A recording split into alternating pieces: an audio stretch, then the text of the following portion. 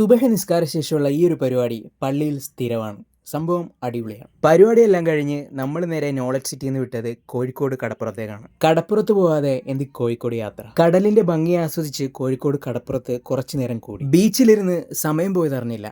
നോമ്പ് തുറക്കാൻ നേരായി. മിഷ്കാൽ പള്ളി.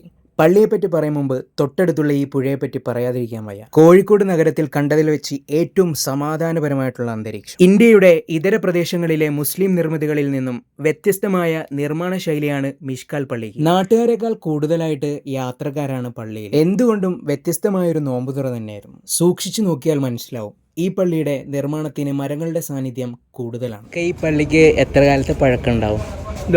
700 വർഷം. 1300 1400 നൂറ്റാണ്ടുകൾക്കിടയിൽ ആശാരിമാരുടെ അപൂർവമായ കരവിരുത് കൂടിയാണ് ഈ പള്ളി. പള്ളിയെ കാണാൻ പകൽ വെളിച്ചത്തേക്കാൾ മനോഹരം രാത്രിയിൽ തന്നെയാണ്. എടയിലെ ഹോട്ടലിന്റെ തൊട്ടു മുന്നിൽ തന്നെയാണ് പള്ളി. അതുകൊണ്ട് ഫുഡ് അടി ഇവിടുന്ന് തന്നെയാക്കി. നെയ്ച്ചോറും ബീഫ് ലിവറും പഴംപൊരിയും കൂന്തൽ റോസ്റ്റും രണ്ടും വെടിച്ചില്ല ഐറ്റം. ഫുഡ് അടിയൊക്കെ കഴിഞ്ഞ് നേരെ പോയത് SM സ്ട്രീറ്റിലേക്കാണ്, അഥവാ മിഠായി തെരുവ്. സാധാരണഗതിയിൽ തിരക്കുണ്ടാവുമെങ്കിലും പെരുന്നാൾ പ്രമാണിച്ച് കൂടുതലാണ്. അങ്ങനെ നമ്മൾ നേരെ നാട്ടിലേക്ക് തിരിച്ചു. സമയം 4:21. വെളുപ്പാങ്കാലത്താണ്. ഹോട്ടൽ സോന. അത്താഴം കഴിക്കാനുള്ള തിരക്കാണ് നമ്മൾ ഈ കാണുന്നത്. അടിപൊളിയായിട്ട് ഫുഡൊക്കെ കഴിച്ച് നമ്മൾ നേരെ തിരികെ വീട്ടിലേക്ക് പോയി. അപ്പോൾ വീണ്ടും ബൈ.